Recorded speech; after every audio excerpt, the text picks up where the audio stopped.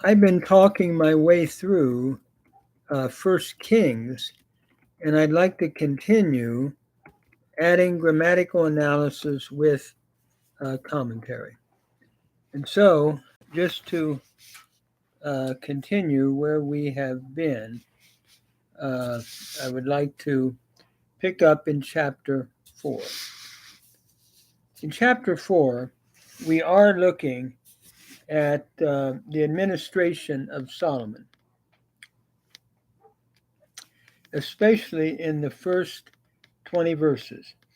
Having demonstrated Solomon's divine wisdom in chapter 3, the author now moves on to describe the organization of his government.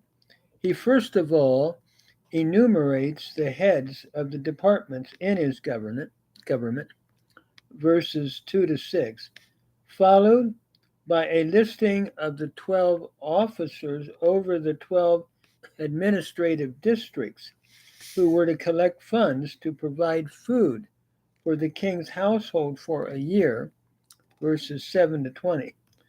The author gives no source from which he obtained this information at this point, but some have suggested that he has taken extracts from the court annals which contain the information that he gives. So we begin in verse 1. Vayehi HaMelech Shalomo Melech al Kol Yisrael. And King Solomon was king over all Israel. Vayehi is from the verb hayah. It's a cow imperfect, third masculine singular, with a vav consecutive or a vav conversive. And so, as we think about this verse, the statement acknowledges Solomon's formal establishment as king over the whole of Israel. Picturing here, it seems, the unification of all the tribes into one kingdom. This statement is introductory to what follows in the description of the organization of his kingdom, or this kingdom. So in chapter 2, or I should say in verse 2 and verse 3, we continue. Verse 2 then reads, Ve'ela hasarim asher lo Azariahu ben Sadok ha-Kohen. That is, and these were the princes whom he had, Azariah, the son of Zadok, the priest. Just saying a word about what is to follow. We are now going to look, as we continue through this particular section, what we might call Solomon's cabinet members, or his chief administrative officers. The conquest of David had transformed the Israelite nation into a small empire ruled by a Judahite king, an evolution made possible by the genius of David and equally important by the decline of Egyptian power and inactivity of the Assyrian kings. David had brought within his kingdom such peoples as Edomites, Moabites, Ammonites, Arameans, and Philistines. These people had to be governed, their territories administered, and so the development of imperial administration was really begun with David. We see evidence of it in the two lists of his senior officials found in 2 Samuel 8:16 to 18, and in 2 Samuel 20, 23 to 26. Here, in verses 1 to 6, one sees further development of, of all of this, of the imperial administration. Notably, there was now a prefect in charge of the operation described, especially in verses 7 to 19, and a superintendent of public works, an officer in charge of forced labor gangs. We also observe a continuity with David's administration. And as we think about this further, we see names like Elihoreph, the Achiyah B'nai Shisha Sophrim, that is, Elihoreph and Achiyah, I should say, the sons of Shisha, the scribes. And Jehoshaphat, notice here, and Jehoshaphat ben Ahilud Hamazkir. Jehoshaphat, the son of Ahilud, the remembrancer or the recorder. So as we think about what's going on here, we observe David's administration in the names, for example, of Elihoreph, Achiyah, who were sons of David's secretary, and we have Shabna, or Shavaha. The four names may be variants of what was probably original Shisha. Actually, we had Shisha called elsewhere, Saraya, Sheva, and Shevaha. So probably four names, variants of the original Shisha. Jehoshaphat, recorded under David, is still the recorder historian. Two sons of Nathan, the prophet, are prominent. Another enlightening fact is that some of these names are Hebrew names, like Adoram and his father Abda, have Phoenician names, though. Shisha and Elihoreph, his son, have names possibly Egyptian or Hurite. Very possibly David and Solomon, finding themselves governing an empire rather than a nation, called on the talents of foreigners, whose rulers had more sophisticated forms of government and elevated them to positions of power, consonant with their responsibilities. Another deduction we can make is that a generation had passed since David's last list, for we now have sons of David's administrators holding office. And it is interesting, the author DeVoe, pages 127 and 128, is particularly helpful on this section in providing background information concerning Solomon's administration. And as we've seen in verse 3, it reads that Azariahu ben Sadok HaKohen. Azariah, the son of Zadok, was the priest. Literally, Azariah, the son of Zadok, the priest. The basic problem here is the word priest, for in 235, Zadok replaces Abiathar as the high priest, and in 4:4, Zadok was serving as priest. Some want the phrase to read Azariah, the son of Zadok, the priest, over the year. The proper noun, Elihoreph, being considered as reading over the year, or literally over the autumn. When the new year commenced, he would be the priest presiding over the new year. However, this view is opposed by the plural words sons and scribes in verse 3. And so as we think about this, it seems best to understand the word priest to be used in its non-religious sense here, meaning chief minister, viewing him as the confidential counselor and administrator of the king. This fits well with the usage of the word in 2 Samuel 8:18, where David's sons were chief ministers, and in verse 4, where Jabid was chief minister and friend. Delitzsch suggests this on page 550. Furthermore, there are now two indicating an increase in the volume of state business when we come to the idea of scribes and secretaries, followed then by Benaiah, the son of Jehoiada, and so forth.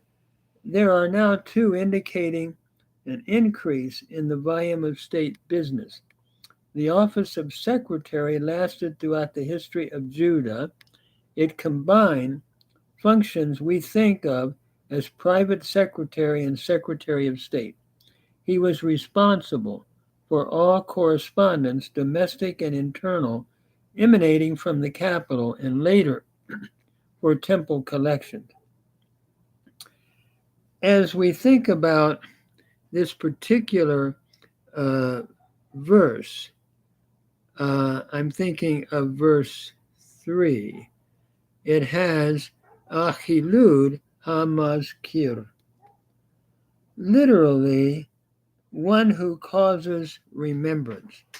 Mazkir is from Zachar, to remember. It's a hifil participle, masculine singular, with the definite article in the he here, the one who causes remembrance. This office, too, continued to the end of the monarchy.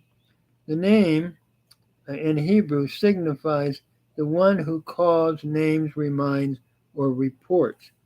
He reminds and reports to the people the commands and wishes of the king, and likewise he gave reports to the king concerning the state of the people in the nation.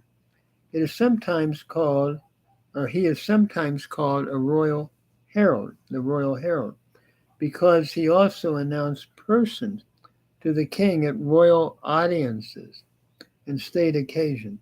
The office was probably borrowed from the Egyptians, where Pharaoh's herald had parallel duties. But I like the idea of remembrancer, one who causes remembrance.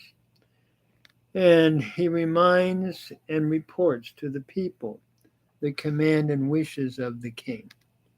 So we have that in Achilud. And then in verse 4, we continue, Uvenayahu ben Jehoiada al-Hatzavah. That is, in Benaiah, the son of Jehoiada, over the host, and Zadok and Abiathar were priests. Notice with Zadok, the Evyatar Kohanim. In this particular verse,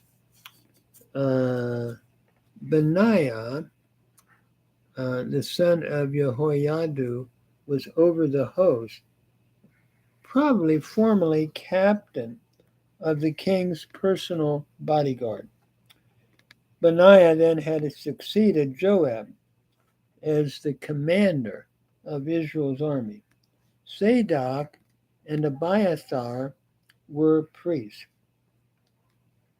Some interpreters omit this reference due to the fact that Abiathar had been deposed by Solomon in chapter 2, 26 to 27. However, there's no real textual reason for doing this. There are several explanations that have been suggested concerning this problem. Some Jewish commentators suggest that King Solomon deposed Abiathar from being high priest, but later permitted him to the function of a lower rank.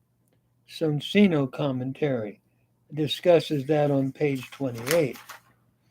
These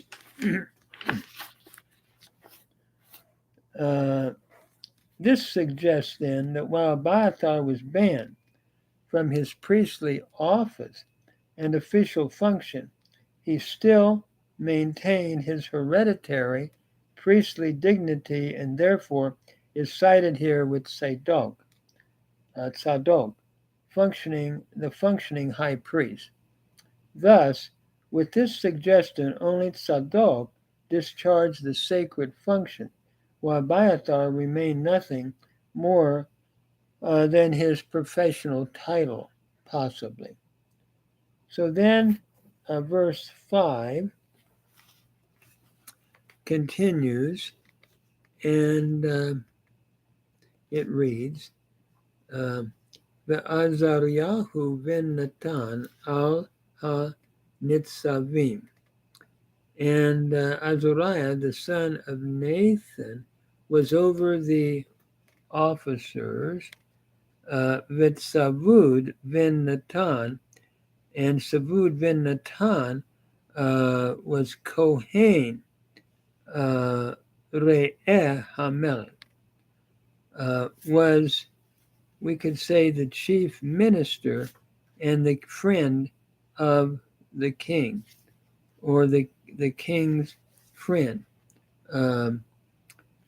As we look at verse 5, this seems to have been a title, special friend, held by Hushai, known as the king's friend. The title may be, again, Egyptian, in that the Egyptians' records given by the Pharaoh to men whom he particularly wished to honor. This could be the same idea. It is possible that the title was honorary, but bestowed to give this personal advisor status in the court. With such a person, the king could probably confide and speak confidentially.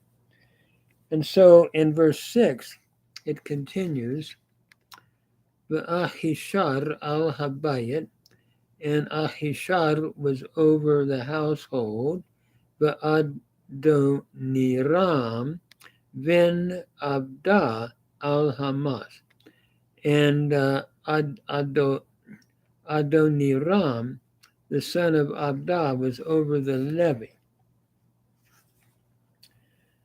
As we look at verse 6 here, literally, Abishad was over the house, meaning that he was probably the chief steward or the steward of the palace. He was over the domestic affairs of the palace. He probably would daily open the doors and offices of the palace, admit and send out people coming to the royal house, and generally manage the operation of the palace. Under Solomon, he is not listed at the top of the civil servants, but the office grew in power and influence with the passage of time. You can see this, for example, in 1 Kings 15:5, until ultimately the master of the palace became the top-ranking administrator. And so, as we continue, notice it says that he was, and Adoniram was over the levy, in charge of, or superintendent of public works. Let me just go back here. Thinking here about the Hebrew word mas denotes forced labor, which citizens had to be a part of, and possibly this is what's going on here. It was almost universally practiced by nations in biblical world, any organized fashion, until David imposed it on the Ammonites. Solomon needed a very large labor force to build his palace, the temple, fortifications in Jerusalem, regional military centers. He had an inadequate number of strong backs available in the form of state slaves. So foreign males captured in David's wars and kept busy in slavery on state projects, so he used fellow Israelites, seems to be the thought here. It is clear from several texts that Israelites too were involved in fulfilling Solomon's ambitions. He brought men from all over Israel, from lumbering and stone cutting operations. For example, 30,000 workmen took their turns going to Lebanon to carry wood the king of Tyre had cut. We'll see this later in 1 Kings 5:20 and so forth. And there were 70,000 porters and 80,000 quarrymen employed with Hiram's workers. This is in 1 Kings chapter 5. Later, he levied a special tax on some of the northern tribes in chapter 11 that spurred them toward a political split up. The practice of forced labor seems to have been dropped by later kings as a national policy, though it was practiced on occasions of special need, but decreed by prophets. So the office of Adoniram, though, is never mentioned again, which is interesting. Furthermore, in verse 7, we're told that Solomon had 12 officials responsible for requirements such as food and also raising taxes. Actually, these men were regional governors with functions beyond these, but from the view of the palace, the important functions were the collection of goods for the king's household and his standing army of charioteers and horses, and of taxes. And the king's household would be everybody on his staff, including administrators, officers, bodyguards, and servants and their families. Under Solomon, the royal household grew sharply in size. On the basis of the data provided, especially in verses 22 to 24, as Solomon's provisions for one day, it has been estimated that 4,000 to 5,000 persons ate at the king's table. The district governors delivered the food to designated store cities in chapter 9. And that point on, their superiors, the king's prefects, took over responsibility for their delivery to the royal palaces. So it looks like what we're dealing with here is just a list of all of the people that were working in Solomon's empire or kingdom at this point. Then we have names of 12 governors in verses 8 to 19. Basically, they make up the 12 districts, possibly. Only 6 of them have boundaries equivalent to the old tribal boundaries. The first, Ephraim, the 8th, Naphtali, the 9th, Asher, the 10th, Issachar, the 11th, Benjamin, and the 12th, Gilead, Gad. Number 7, Machanaim, is composed of mixed tribes. The other 5 are referred to by the names of cities within them. They do not match up with the old tribal boundaries, and they are largely comprised of former Canaanite or Philistine area, which was conquered and added to the kingdom only during David's reign. Solomon had to adapt what tribal administration units remained to fit the new territorial realities. Thus, for example, he created one district, number 4 on the list, Dor, out of territories never occupied by Israelites until David's time. Number 5 consists almost entirely of former Canaanite territories in the plain of Esdraelon, including several strategic cities, again captured by David. Much of this district had been within the traditional limits of Issachar. Solomon seems to have sought a rough equality of productive capacity, though number 12, Benjamin, would seem at a disadvantage in this regard. Conquered territories outside this expanded Israel were not made part of this system, but were administered by governors or by vassal kings. We see this in 2 Samuel 8, for example.